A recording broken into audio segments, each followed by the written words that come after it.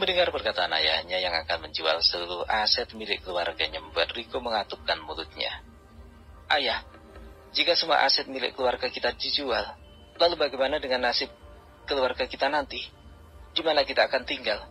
Saat kita sudah tidak punya apa-apa lagi, kita akan dianggap sampah oleh orang-orang di kampung. Mereka pasti akan menjauhi kita. Mendengar perkataan ayahnya, Pak Uberi hanya bisa menghela napas berat. Sejujurnya saat ini dia tidak punya pilihan lain selain menjual semua harta yang ada dan menukarnya dengan kesehatan istrinya.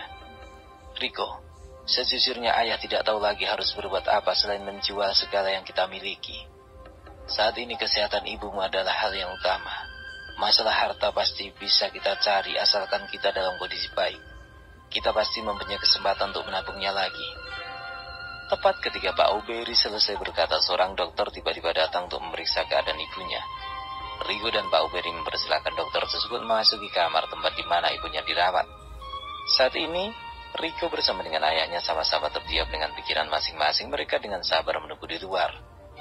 Tepat beberapa lama, dokter pun akhirnya keluar bersama dengan kedua perawat. Pak Uberi yang melihat dokter telah keluar dari kamar istrinya dirawat segera menghampiri dan bertanya, "Bagaimana dengan keadaan istri saya, dokter?" Tanya Pak Uberi dengan nada cemas. Dokter yang bertugas memeriksa ibu Riko segera menarik napas dalam-dalam, sedikit menggelengkan kepalanya. Melihat gelagat itu, mau tidak mau Riko dan Pak Uberi menjadi semakin cemas. Melihat raut wajah Pak Uberi, dokter itu pun mulai berkata, "Silakan Tuan datang ke ruangan kerja saya." Setelah itu dokter pun melangkah meninggalkan kamar 06 menuju ke ruangan kerjanya. Pak Uberi dan Riko saling pandang dan segera mengikuti dokter dari belakang. Setelah sampai di ruangan dokter tersebut, Pak Uberi dengan tidak sabaran dan sedikit gugup bertanya pada dokter itu, "Pak dokter, bagaimana dengan keadaan istri saya? Apakah kondisinya benar-benar memburuk?" Sebelum dokter itu membuka suara, dia terlebih dahulu menatap kedua orang yang berada di depannya. "Silakan duduk," katanya dengan ramah. Setelah Riko dan Pak Uberi duduk, barulah dokter itu menjelaskan, "Tuan Uberi," kata dokter itu memulai pembicaraan, raut wajahnya yang sangat tegas dan serius. "Keadaan istri Anda benar-benar sangat memprihatinkan. Kerusakan pada ginjalnya saat ini sudah mencapai tahap kritis. Saya menyarankan kepada Tuan untuk segera melakukan transplantasi ginjal. Namun sejujurnya itu sangat mahal." Pak Uberi menelan ludahnya. "Kalau begitu Pak Dokter, bisakah Anda memberitahu saya kira-kira berapa biaya yang dibutuhkan agar istri saya bisa sembuh?" Dokter itu pun berpikir sejenak, membolak-balikkan lembaran buku yang ada di mejanya. Dalam kasus ini, sebenarnya tidak ada harga yang spesifik. Akan tetapi kita akan membuat hitung-hitungan terbesar dari yang terkecil. Ini saya lakukan agar Tuan bisa menyediakan dana yang dibutuhkan dan tidak kekurangan dana di saat pendonor ditemukan. Tuan Uberi cepat-cepat menyanggulkan kepalanya. Dia segera mempersilahkan dokter tersebut untuk melanjutkan penjelasannya. "Menurut saya untuk harga sebuah organ dalam tubuh tidak memiliki pasaran nilai. Karena ini bukan barang yang bisa diperdagangkan dengan sesuka hati. Oleh karena itu tingkat kesukarannya juga membuat harga ini bisa mencapai ke tahap yang paling tinggi. Menurut beberapa pengalaman dalam kasus yang serupa, bahwa seorang pasien pernah mengeluarkan uang bahkan sampai $1 juta. Namun itu untuk ginjal yang jenis tertentu dan kasus ini sebenarnya sangat langka. Namun untuk kasus yang dialami istri Tuan, ini bisa mencapai paling tinggi $500.000 dan paling rendah $300.000. Ini jika kita meminta bantuan kepada rumah sakit lain. Setelah rumah sakit di sini tidak mempunyai pendonor, maka biayanya bisa naik menjadi beberapa ribu dolar." Mendengar penjelasan dari dokter tersebut membuat jantung Pak Uberi seakan berhenti berdetak. Dia tidak menyangka bahwa akan semahal itu biaya untuk transplantasi ginjal. Bahkan jika dia menjual seluruh aset yang dia miliki, itu hanya sekitar $300.000. Perhitungan terkecil dari penjelasan dokter tersebut. Setidaknya dia harus mencari tambahan lagi sekitar $150.000 untuk menjaga segala kemungkinan. Dengan ini dia menatap Riko dengan mata berkaca-kaca. Dia tidak bisa membuat keputusan saat ini.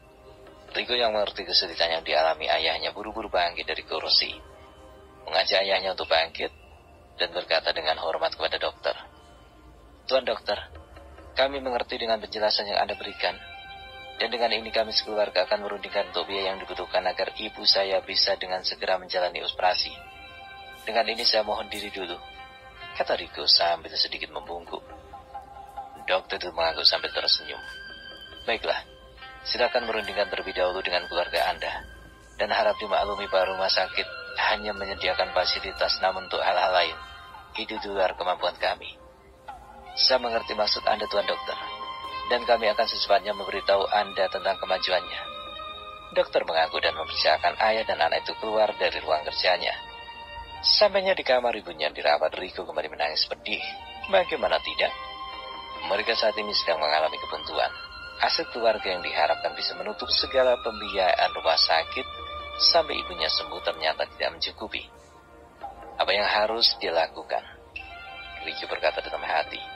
Hal yang sama juga sedang terpikirkan oleh Pak Aubry. Dia juga benar-benar buntu dalam masalah yang dihadapi saat ini. Dia merasa malu pada dirinya sendiri. Bagaimana tidak, wanita yang berbaring di tempat tidur saat ini adalah wanita yang sangat dia cintai. Dia telah bersama selama 25 tahun dalam suka dan duka. Tidak pernah sekalipun berpisah. Istrinya yang baik, tidak pernah mengeluh, tidak pernah menuntut terlalu banyak. Selalu menerima apa yang diberi. Saat itu di hati Pak Aubry benar-benar dalam kekalutannya besar. Sementara Rico dan Helen hanya memandang dengan perasaan berkecamuk di dalam hatinya. Rico dengan lembut memandang ke arah adiknya Helen. Adik, jangan khawatir. Kakak pasti akan menemukan cara untuk mendapatkan uang untuk ibu kita. Walau apapun yang terjadi, ibu harus sembuh dari sakitnya. Walaupun aku harus menukar nyawa dengan nyawa, kata Rico sambil menangis. Mendengar perkataan kakaknya, Helena pun tersendat dan menangis juga. Saat ini Rico mengeluarkan telepon genggamnya dari saku dan berjalan menuju keluar kamar. Rico, kemana kau akan pergi? Ayah, aku akan berusaha mendapatkan uang sebanyak 200.000 dan akan menyerahkannya kepada ayah. Ayah tidak perlu tahu bagaimana caraku mendapatkan uang itu. Yang terpenting, uang yang akan aku usahakan itu bisa menambah kekurangan dari yang ada, agar ibu bisa segera menjalankan operasi. Pak Aubry mengerutkan keningnya dan berkata dengan nada khawatir. Rico, apa maksudmu? Aku tidak ingin kau melakukan tindakan bodoh. Ketahuilah, ayah tidak ingin kehilangan dirimu di saat kondisi ibumu sedang seperti ini. Dengan senyum kecil, Rico pun menjawab. Ayah tidak perlu mengkhawatirkan aku. Aku tidak akan merampok atau mencuri. Yang pasti aku akan baik-baik saja. Ayah silakan menunggu kabar dariku. Dengan ini Rico segera berlalu pergi meninggalkan rumah sakit. Setelah keluar dari rumah sakit, Rico kemudian menelpon sebuah kafe yang tidak terlalu jauh dari kawasan itu. Dia melangkah masuk ke kafe tersebut lalu duduk di salah satu kursi di dekat jendela, memesan secangkir teh dan mulai mengutak-atik telepon genggamnya. Saat ini yang dia buka adalah Google, mengetik di mesin pencarian tentang pinjaman uang tanpa jaminan.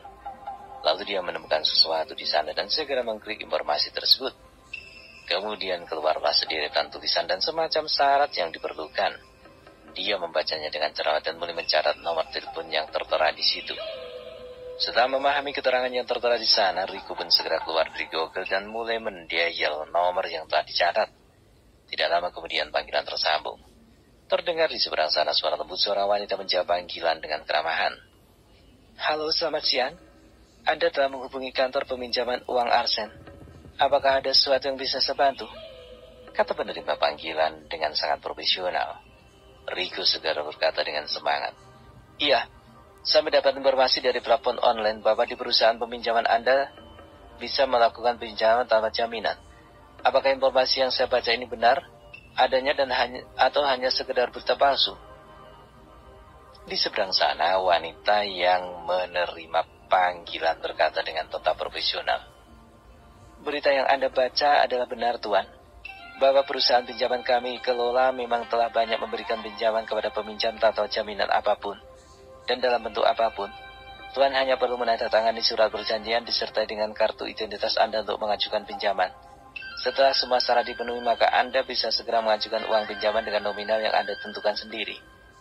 Dan staf pegawai kami akan menagih setiap awal bulan bagi peminjam yang telah menerima pinjaman dari perusahaan kami dengan bunga sebanyak 25%. Namun pegawai kami hanya akan melakukan tagihan dengan cara mendatangi peminjam apabila tata tempo yang telah ditentukan.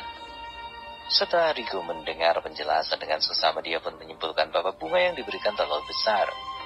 Dia memikirkan apabila dia meminjam uang sebanyak 200.000, maka total yang harus dia kembalikan adalah 250.000 berikut uang pokoknya. Namun dia saat ini tidak mempunyai pilihan selain setuju dengan persyaratan tersebut. Baginya dia harus berani mengambil resiko untuk dapat mengambil dan membantu kesulitan yang dihadapi oleh ayahnya, yang sedang mengumpulkan uang agar ibunya segera bisa dioperasi.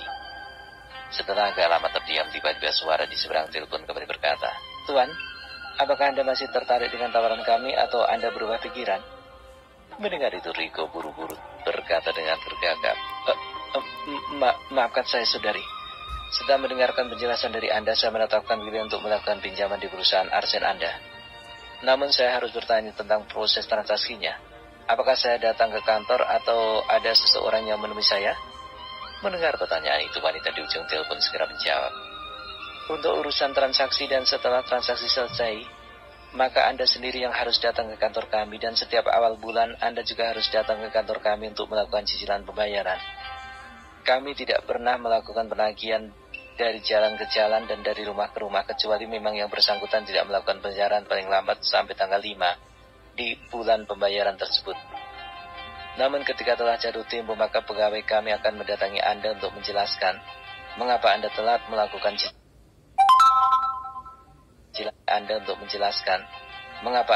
melakukan cicilan bulanan."